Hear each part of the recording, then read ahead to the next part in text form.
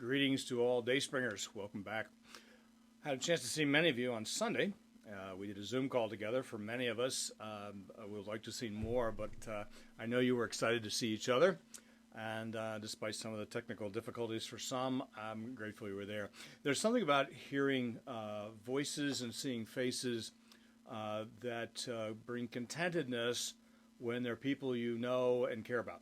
So I hope those of you who have had some technical difficulties will keep working at it. It's worth the trouble, and it isn't that difficult to do. I wish you good luck at that. We've been dealing with the opening segment of John, the Gospel, particularly verses 1 to 18. In this particular video, I want to take a look at a couple things, but here's the way I'm going to outline it. I'm going to say that I'm going to hit on two theological themes, one at the beginning and one at the end. In the middle, I'm going to look at 6 words. Starting in verse 3, I want to touch on the very first theological issue. I want to suggest that at the heart and the foundation of almost all of Christian theology are a series of paradoxes. And we're going to engage particularly 2 of them in the theological categories today, with those words in between. But the first paradox actually starts right away. In verse 3, it's fascinating. He says, all things are created by him, and apart from him, not one thing that was created has been created. The theological element I want to pick up is on the notion of creation.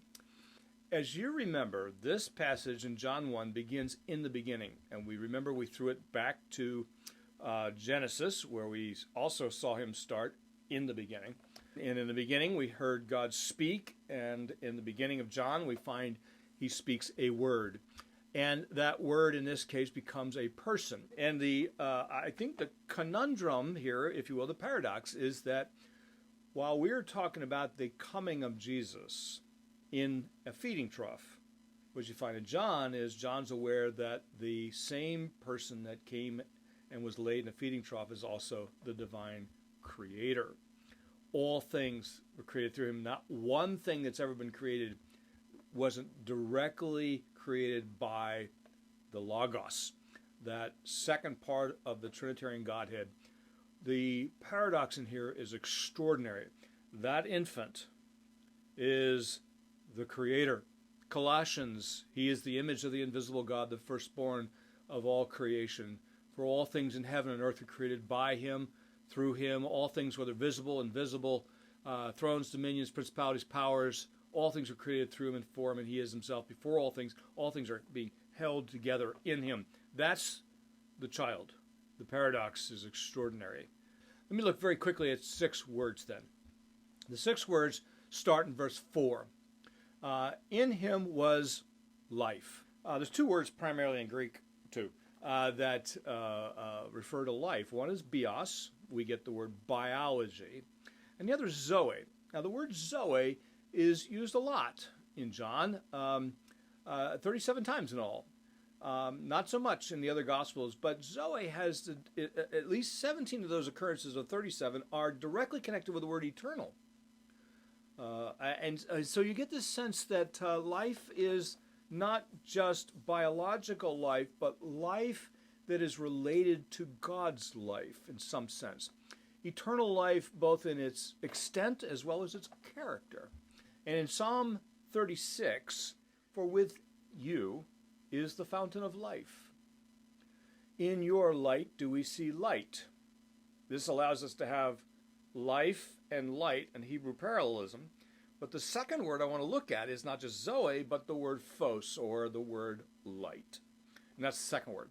And these words are thrown together here very particularly, but back in verse 4, in him was life, and the life was the light, the phos of mankind. Now, you know the word phos because you know the word photo, or photosynthesis, light. This notion of light and life.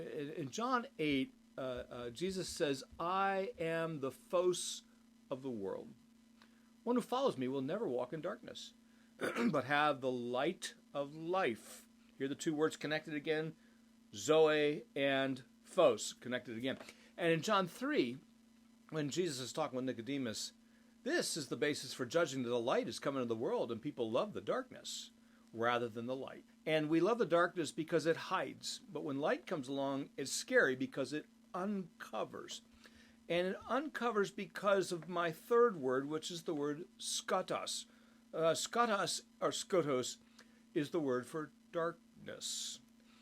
In Genesis, we're back to Genesis again, where you had the first thing he said was, I'm going to create light, and he creates life. But he creates light in the context of darkness. Darkness covers the deep, and God said, let there be light, and there was life. And here the text says, in him was light, and life was the light of men. This light shines in the darkness. And then this marvelous phrase in verse 5, the darkness has not overcome it. This language of overcome is probably, that's a good translation, actually. And in fact, maybe a translation that I like even better is what I picked up in the NET, the New English Translation. But the darkness has not mastered it. Some translations have the idea that it can't comprehend it. It's an intellectual.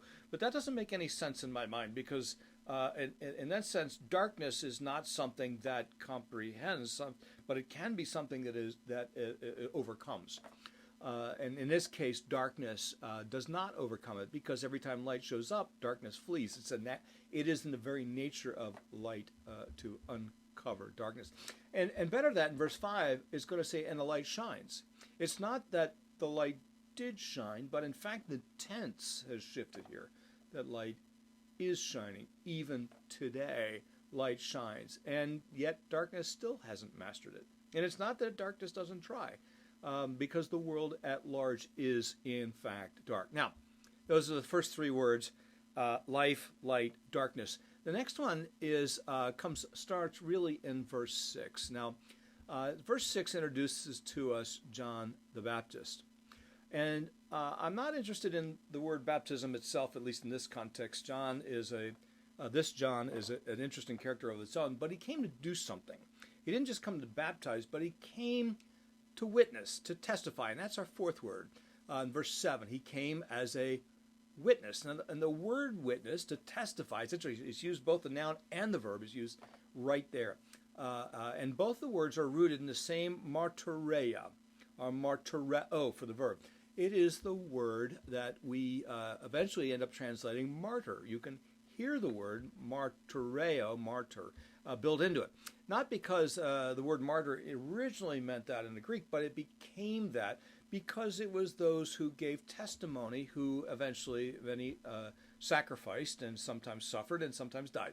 And so one whose sacrifice was a martyr on behalf of the declaration and the testimony that they gave.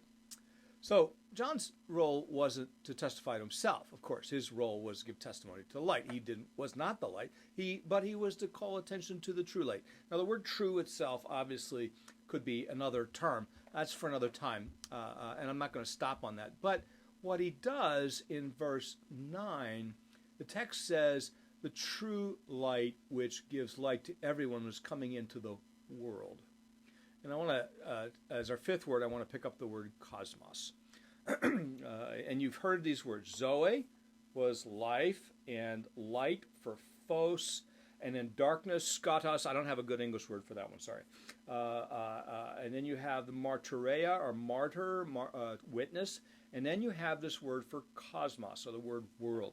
The word is often just translated world as in a world. It could be a cosmos of ideas, a world of ideas, because English is very flexible on this word.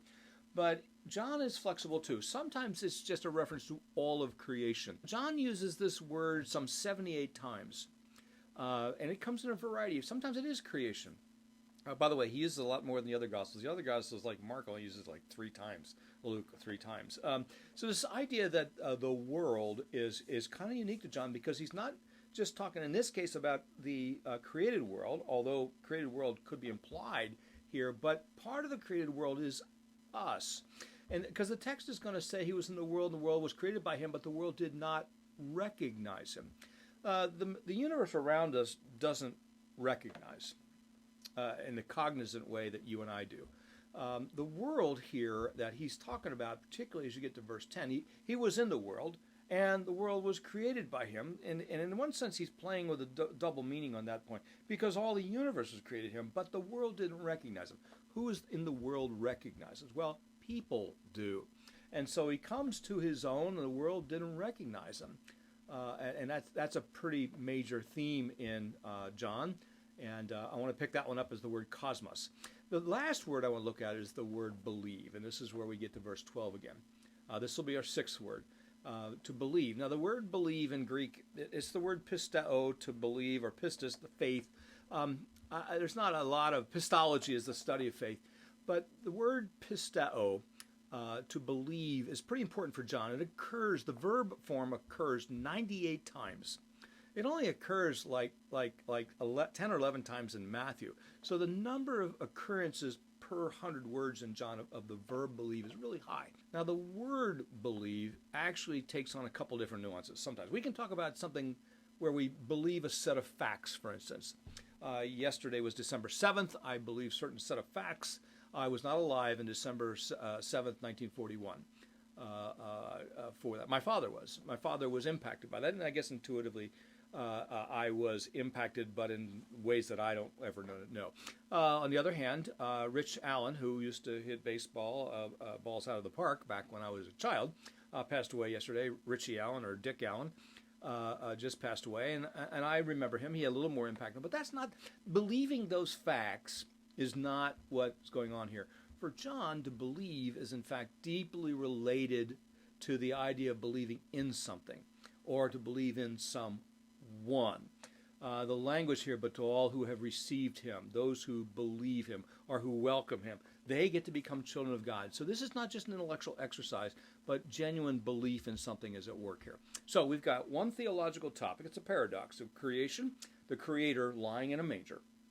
We have 6 words. We have life, we have light, phos, we have darkness, skatos, we have testimony or witness of some form, the martyreo, we have the word cosmos, or world, and then we have this believe, this pisteo.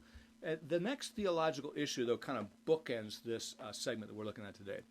In verse 12 and 13, all who have received them, he gave the right to become children of God. Children, in verse 13, not born by human parents or by human desire or a husband's decision, but by God.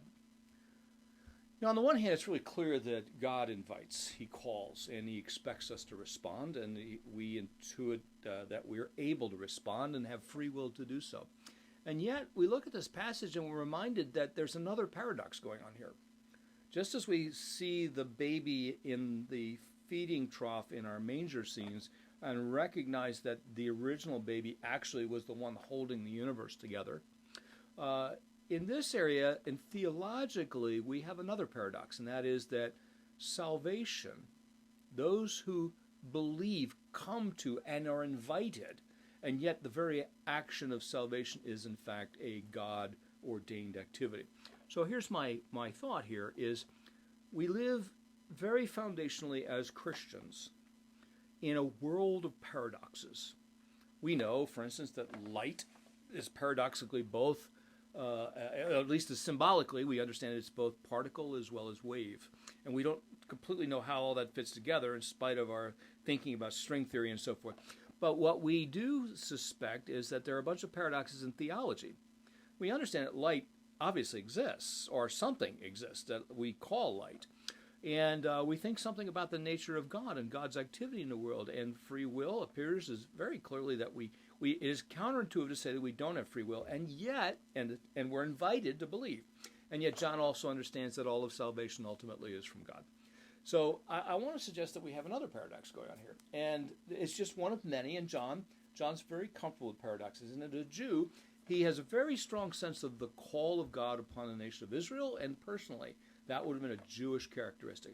But thankfully, at the same time, he understands that ultimately all of deliverance, all of salvation, is ultimately an act of God. This is just kind of my friendly reminder that while we look at the simplicity of Christmas, we find that in fact it is way more complicated than that. We'll see you next week.